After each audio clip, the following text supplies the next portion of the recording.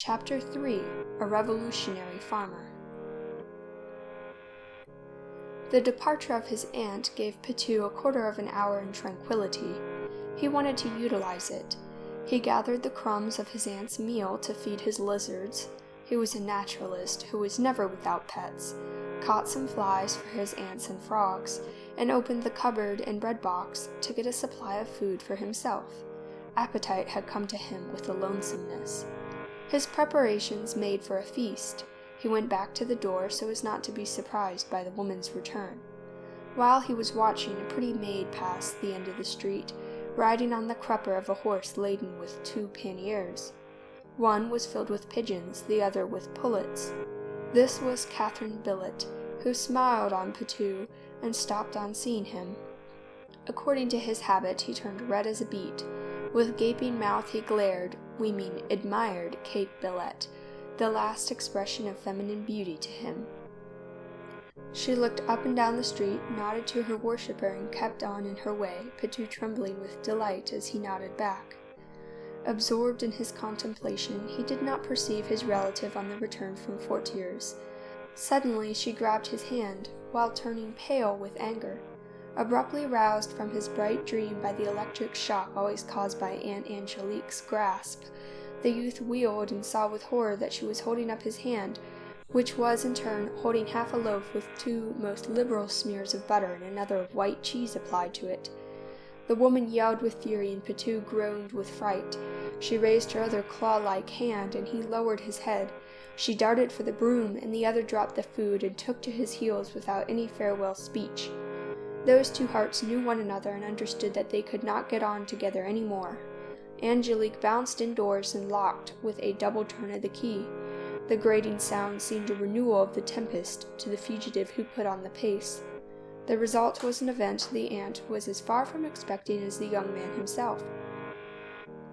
Running as though all the fiends from below were at his heels, Pitou was soon beyond the town bounds. On turning the burial ground wall, he bumped up against a horse. "Good gracious!" cried a sweet voice well known to the flyer. "Wherever are you racing so, Master Angie? You nearly made Junker take the bit in his teeth with the scare you gave us." "Oh, Miss Catherine, what a misfortune is on me," replied Pitou, wide of the question. "You alarm me," said the girl, pulling up in the midway. "What is wrong?" "I cannot be a priest," returned the young fellow, as if revealing a world of iniquities. "You won't," said the maid, roaring with laughter instead of throwing up her hands as Pitou expected.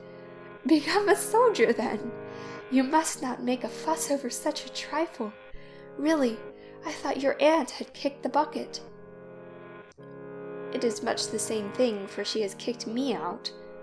"Lord, no, for you have not the pleasure of mourning for her," observed Catherine Billet, laughing more heartily than before, which scandalized the nephew. "You are a lucky one to be able to laugh like that, and it proves you have a merry heart and the sorrow of others make no impression on you." "Who tells you that I should not feel for you if you met a real grief?" "Real? When I have not a feather to fly with?" "All for the best," returned the peasant girl. "But how about eating?" retorted Pitou. "A fellow must eat, and I am always sharp set." "Don't you like to work?" "What am I to work at?" whined he. "My aunts and Father Fortier have repeated 100 times that I am good for nothing. Ah, if I had been bound prentice to a wheelwright or a carpenter instead of their trying to make a priest of me! Upon my faith, Miss Catherine, a curse is on me," said he with a wave of the hand in desperation. "Alack," sighed the girl, who knew like everybody the orphan's melancholy tale. "There is truth in what you say, my poor Pitou, but there is one thing you might do." "Do tell me what that is," cried the youth, jumping towards the coming suggestion as a drowning man leaps for a twig of willow. "You have a guardian in Dr. Gilbert, whose son is your schoolfellow." "I should rather think he was, and by the same token I have taken many floggings for him." "Why not apply to his father, who certainly will not shake you off?" "That would be all right if I knew where to address him, but your father may know, as he farms some of his land." I know that he sends some of the rent to America and banks the other part here at a notary's. America's a far cry, moaned Patou. What? Would you start for America? Exclaimed the maid, almost frightened at his courage. Me sakes, no never. France is good enough for me if I could get enough to eat and drink. Very well, said she, falling into silence, which lasted some time. The lad was plunged into a thoughtful mood which would have puzzled Teacher Fortier, the logical man. Starting from obscurity, the reverie brightened and then grew confused again, like lightning. Junker had started in again for the walk home, and Patou, with a hand on one basket, trudged on beside it. As dreamy as her neighbor, Catherine let the bridle drop, with no fear about being run away with. There were no monsters on the highway, and Junker bore no resemblance to the fabulous hippogriffs. The walker stopped mechanically when the animal did, which was at the farm. "Hello, is that you, Patou?" challenged a strong-shouldered man, proudly stationed before a drinking pool where his horse was swilling. "It is me, Master Billet." "He's had another mishap," said the maid, jumping off the horse without any heed as to showing her ankles. "His aunt has sent him packing." "What has he done to worry the old bigot this time?" queried the farmer. "It appears that I am not good enough in Greek," said the scholar, who was lying, for it was Latin he was a bungler at. "What do you want to be good at Greek for?" asked the broad-shouldered man. "To explain Theocrates and read the Iliad. These are useful when you want to be a priest." "Trash," said Billet.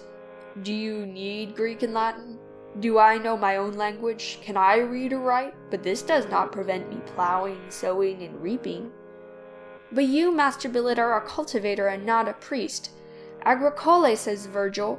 Do you not think a farmer is on level with a larned clerk, you cussed choir boy? Particularly when the agricoler has 100 acres of tilled land in the sun and 1,000 louis in the shade." "I have always been told that a priest leads the happiest life, though I grant," added Patou, smiling most amiably, "I do not believe all I hear." "You are right, my boy, by a blamed sight. You see, I can make rhymes if I like to try. It strikes me that you have the makings in you of something better than a scholard, and that is a deuced lucky thing that you try something else, mainly at the present time. As a farmer I know which way the wind blows, and it is rough for priests. So then, as you are an honest lad and larned," here Patou bowed at being so styled for the first time, "you can get along without the black gown." Catherine, who was setting the chickens and pigeons on the ground, was listening with interest to the dialogue. "It looks hard to win a livelihood," said the lad. "What do you know how to do?" "I can make bird-lime and snare game. I can mock the birds' songs, Miss Kate?" "He can whistle like a blackbird." "But whistling is not a trade," commented Billet. "Just what I say to myself, by jingo!" "Oh, you can swear that is a manly accomplishment, anyhow." "Oh, did I? I beg your pardon, farmer." "Don't mention it," said the rustic. "I rip out myself sometimes. Thunder and blazes!" he roared to his horse. "Can't you be quiet? These devilish percherons must always be grazing and jerking. Are you lazy?" he continued to the lad. "I don't know. I have never worked at anything but learning Greek and Latin, and they do not tempt me much." "A good job. That shows you are not such a fool as I took you for," said Billet. His hearer opened his eyes immeasurably. This was the first time he had heard this order of ideas, subversive of all the theories set up for him previously. "I mean, are you easily tired out?" "Bless you, I can go 10 leagues and never feel it." "Good, we are getting on. We might train you a trifle lower, and make some money on you as a runner." "Train me lower?" said Patou, looking at his slender figure, bony arms, and stilt-like legs. "I fancy I am thin now as it is."